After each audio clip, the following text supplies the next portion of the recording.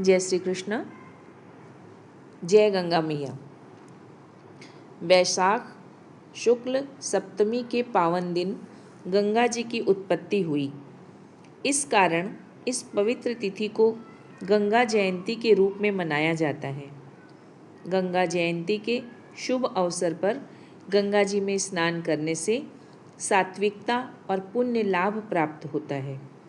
वैशाख शुक्ल सप्तमी का दिन संपूर्ण भारत में श्रद्धा व उत्साह के साथ मनाया जाता है।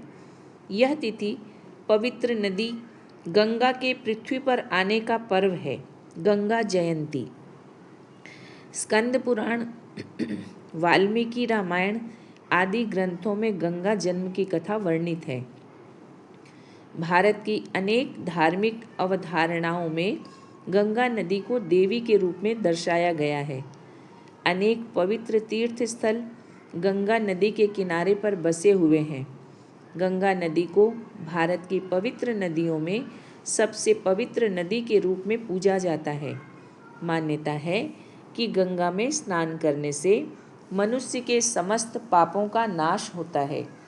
लोग गंगा जी के किनारे ही प्राण विसर्जन या अंतिम संस्कार की इच्छा रखते हैं तथा मृत्यु पश्चात गंगा में अपनी राख विसर्जित करना मोक्ष प्राप्ति के लिए आवश्यक समझते हैं। लोग गंगा घाटों पर पूजा अर्चना करते हैं और ध्यान लगाते हैं। गंगा जल को पवित्र समझा जाता है तथा समस्त संस्कारों में उसका होना आवश्यक माना गया है। गंगा जल को अमृत समान माना गया है। अनेक पर्वों और उत्सवों का गंगा से सीधा संबंध है। मकर संक्रांति, कुंभ और गंगा दशहरा के समय गंगा में स्नान, दान एवं दर्शन करना महत्वपूर्ण समझा माना गया है। गंगा पर अनेक प्रसिद्ध मेलों का आयोजन किया जाता है। गंगा तीर्थ स्थल संपूर्ण भारत में सांस्कृतिक एकता स्थापित करता है। गंगा जी के अनेक भक्ति ग्रंथ लिखे गए हैं, जिनमें श्री गंगा सहस्त्र नाम स्तोत्रम एवं गंगा आरती बहुत लोकप्रिय है। गंगा नदी हिंदुओं की आस्था का केंद्र है और अनेक धर्म ग्रंथों में गंगा के महत्व का वर्णन प्राप्त होता है। गंगा नदी के साथ अनेक पौराणिक कथाएं जुड़ी हुई हैं, जो गंगा जी के संपूर्ण अर्थ को परिभाषित करने में सहायक है। इसमें एक कथा अनुसार गंगा का जन्म भगवान विष्णु के पैर के पसीनों की बूंदों से हुआ। गंगा के जन्म की कथाओं में अतिरिक्त अन्य कथाएं भी हैं, जिसके अनुसार गंगा का जन्म ब्रह्मदेव के कमंडल से हुआ। एक मान्यता है कि वामन रूप में राक्षस बलि से संसार को मुक्त कराने के बाद ब्रह्मदेव ने भगवान विष्णु के चरण धोए और इस जल को अपने कमंडल में भर लिया।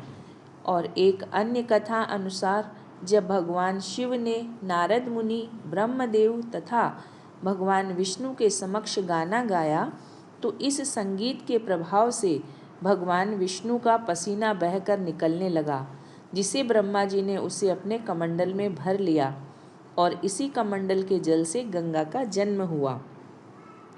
इसी तरह जानु ऋषि पर भी उनकी तपस्या के समय गंगा जी का जल लगने से उन्होंने गंगा जी को पूरा पी लिया और कुछ समय पश्चात देवताओं के कहने पर फिर उनके कान से गंगा जी बाहर आईं और उन्हें भी ब्रह्मा जी ने कमंडल में भर लिया।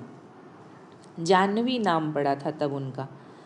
शास्त्रों के अनुसार वैशाख मास शुक्ल पक्ष की सप्तमी तिथि को ही गंगा स्वर्ग लोक से शिव शंकर की जटाओं में पहुंची थी। इसलिए इस दिन को गंगा जयंती और गंगा सप्तमी के रूप में मनाया जाता है। जिस दिन गंगा जी की उत्पत्ति हुई वह दिन गंगा जयंती वैशाख शुक्ल सप्तमी, और जिस दिन गंगा जी पृथ्वी पर अवतरित हुई वह दिन गंगा दशहरा ज्येष्ठ शुक्ल दशमी के नाम से जाना जाता है।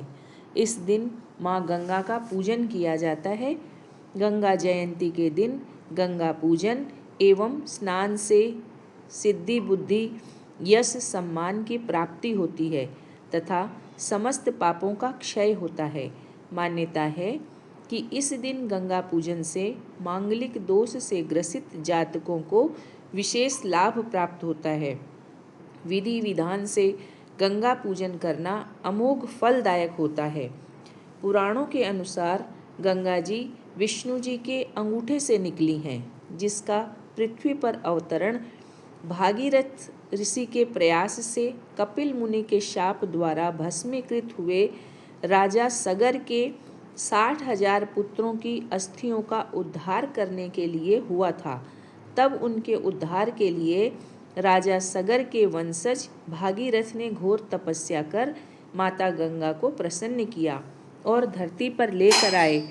गंगा के स्पर्श से ही सगर के 60,000 पुत्रों का उद्धार संभव हो सका।